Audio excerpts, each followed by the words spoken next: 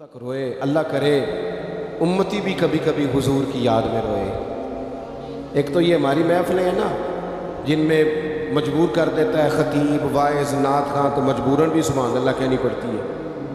کاش کبھی گھر میں بیٹھے بیٹھے بھی دل کرے اور ہم کسی نعت خواں کے دروازے پہ اسپیشل جا کے دستک دیں اور اسے کہیں دل بڑا پریشان ہے، مدینے والے کی کوئی نعت تو سنے۔ کبھی ایسا بھی ہونا کہ گھر میں پیسے نہ ملنے پہ تو ٹینشن ہوتی ہے اور کوئی مقدمہ آ جائے تو پریشانی ہوتی ہے، لڑائی ہو جائے تو ہوتی ہے۔ کبھی یوں بھی تو ہونا رات کو ابا جی رو رہے ہو بستر پہ اور بڑا رو رہے ہو اور تڑپ کے رو رہے ہو، بچے آ کے اماں سے پوچھیں کیا مسئلہ ہے ہمارے ابا کو، کوئی پریشانی ہے، کوئی ڈاکٹر کو بلائیں، کوئی دکھ ہے؟ اماں کہتی ہے جاؤ تمہارے والی بات نہیں۔ بچے اصرار کر کے کہتے ہیں نہیں اماں بتا تو صحیح مسئلہ کیا ہے؟ تو اماں ٹھنڈی آہ بھر کے کہتی ہے پتر تمہارے باپ کو نا نبی پاک کا مدینہ یاد آتا ہے، جنوں ویکھ کے ٹھردیاں کھیاں نے تے جنوں ویکھ کے ٹھردا سینہ ہے، ربا تیری ساری خدائی چ ایک ہی تے شہر مدینہ ہے۔ پیسے جتنے آگے جی انہیں بڑے نے انہاں سٹیو تہاڈی مہربانی، اسی کڈی سمجھدار قوم آ، پہلے آپ ہی کھلاری دینے پھر آپ ہی کٹھی کری دینے۔ کیسی بات ہے، غوث پاک کی محفل میں لوگ بندے گنتے تھے، توبہ کس کس نے کی، ہماری محفلوں میں لوگ نوٹ گنتے ہیں اور اسپیشل بندے رکھے ہوئے نوٹ گننے کے۔ بس کریں یار چھوڑ دیں، بڑا ہو گیا یہ کام ہماری۔ سنیں جی سنیں، اللہ خوش رکھے، اللہ آپ کو خوش رکھے۔ اور میرے بھائی اللہ جزاک، سنیں ہمیں جو کچھ دین نے دے دیا وہ ہماری اوقات سے پہلے ہی بڑا زیادہ ہے، تو یہ نوٹ چھوڑ تو یہ تو بات ہی پیچھے رہ گئی ہے۔ سانو تخت ہزارے دی لوڑ کی ہے، نالے کی لگے شہر بمول دے نال اسی اپنی بال کے سیکنے ہیں، سانو کی لگے کسی اور دے نال۔ یہ چھوڑ دیں یہ کام، یہ کوئی اتنا مناسب نہیں لگتا۔ اللہ جزائے خیر دے۔ آپ توجہ کریں کیا عرض کر رہے ہیں؟ تو شدید حضور سید عالم صلی اللہ علیہ وسلم رو رہے ہیں آزمائش میں، امت کی آزمائش کو دیکھ کر حضور رو رہے ہیں کہ امت آزمائش میں۔ حضرت جبریل نے جا کے عرض کی یا رسول اللہ وہ جو خاص حساسیت ہے نا حضور کی طبیعت میں امت کے حق میں، اس کے لیے حضور رو رہے ہیں۔ تو رب کریم نے کیا پیغام دیا؟ کہا کہہ دو محبوب سے جا کے والا سوف یعطیک ربک فترضی، محبوب رب آپ کو اتنا دے گا کہ آپ اپنے رب سے راضی ہو جائیں گے، راضی کیا جائے گا امت کے حق میں۔ اور حضور فرمانے لگے جب تک ساری امت جنت میں نہیں جائے گی میں نے راضی نہیں ہونا۔ حضور کا یہ رشتہ حساسیت، چونکہ ہمارے پاس تو اب ہم بعض دفعہ لگتا ہے کہ زیادہ عالم ہو گئے لوگ، تو ہماری دیواروں پر نا اسکولوں کی دیواروں پر انگریزوں کے قول بھی اب لکھے ہوئے ہیں، تو کئی دفعہ پوچھنے کو دل کرتا ہے انتظامیہ سے کہ حدیثیں ساری یاد ہو گئی ہیں بچوں کو، جو تمہیں اب قولوں کی ضرورت پڑ گئی وہ بھی غیروں کے اقوال تک تم آ گئے۔ اس قوم کو تم نے حضور کے فرامین سارے سنا لیے۔ او خدا کے بندو، حضور نے تو اتنا حساس کر کے یہ رشتہ بتایا ہے کہ باریک باریک نقطے بھی سمجھائے، یہ کام نہ کرنا دوزخ میں چلے جاؤ، یہ کام کرنا تمہارا فائدہ، ایک ایک بات کھول کے بیان کی۔ امت کے پاس ٹائم ہی نہیں ہے حدیثیں پڑھنے کا، وقت ہی نہیں ہے۔ ہمارا تو مزاج بن گیا نقطے سننے سنانے کا، نقطے۔ وہ ہمارا نقیب محفل اسٹیج پہ بھاگ کے ادھر جاتا ہے پھر بھاگ کے ادھر آ جاتا ہے، وہ کیوں لگا کہتا میں جملہ دین لگا۔ او خدا کے بندے تو جملہ رہن دیکھا، تو کوئی آیت دے، تو کوئی حدیث پاک پڑھ۔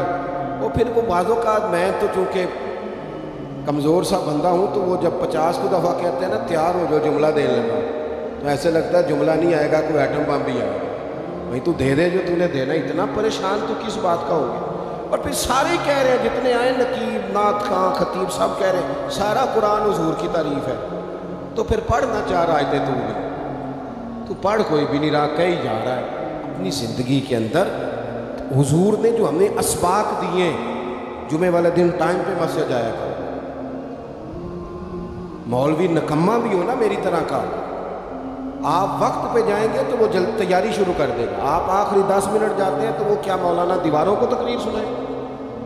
تیاری کریں، حضور کے فرامین سنیں، اور نبی پاک صلی اللہ علیہ وسلم نے جہاں جہاں ہمیں اسباق پڑھائے ہیں وہ اس رشتے کی حساسیت کو دیکھیں چونکہ حضور نے بڑا حساس رشتہ بنایا امت سے، تو پھر امت کے دل بھی حضور کے حق میں بڑے حساس ہیں۔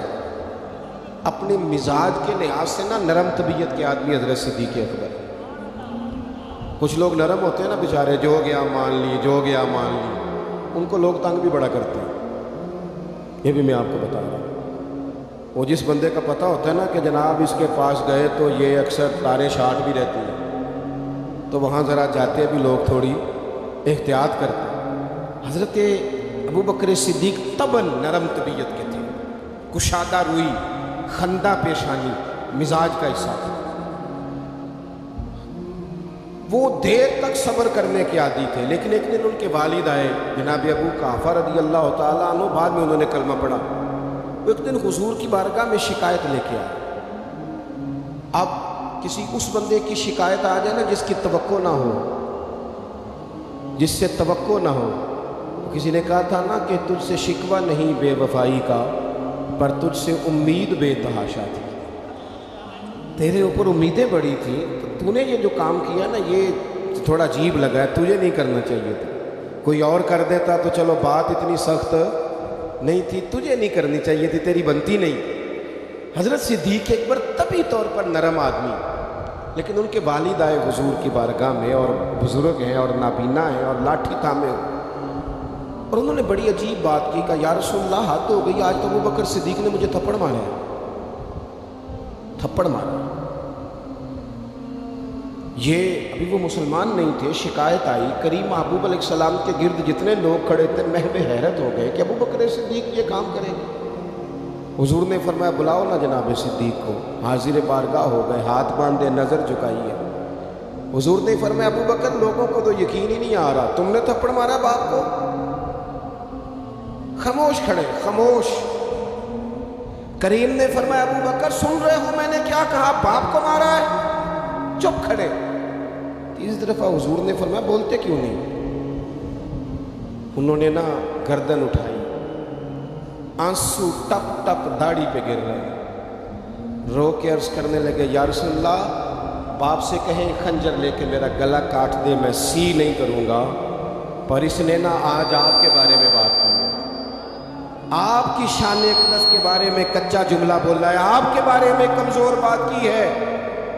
یا رسول اللہ میں سارا کچھ سہ سکتا ہوں، پر آپ کا اور میرا رشتہ، حضور آپ کی اور میری بات، تن تندور تے ہڈیاں بالن، اسی ہاواں نال تپایا، کپ کپ مکیاں پیڑے کیتے، اتوں عشق پلیتھن لایا، تن دا سالن تے من دی ہانڈی، لون صبر دا پایا، غلام فریدہ میں ساری تیری، تینوں وجہ یقین نہیں آیا؟ فرمانے لگے، عرض کرنے لگے یا رسول اللہ صلی اللہ علیہ وسلم انہوں نے آپ کے بارے میں بات کی ہے، شکر کرے میرے ہاتھ میں تلوار نہیں تھی، ورنہ میں باپ کا سر کاٹ دیتا، اس لیے کہ ہر چیز برداشت ہے۔ محبوب کی شان کے بارے میں کوئی بات کرے یہ امت کو برداشت نہیں ہوتی، ہم یہ کیسے قبول کریں، کیسے اس بات کو قبول کریں؟ عزیز بھائی اس رشتے میں حساسیت، آپ دیکھیں صحابہ نا اس حساسیت، اور صرف ناموس رسالت کے مسئلے میں نہیں، ہر مسئلے میں وہ حضور کے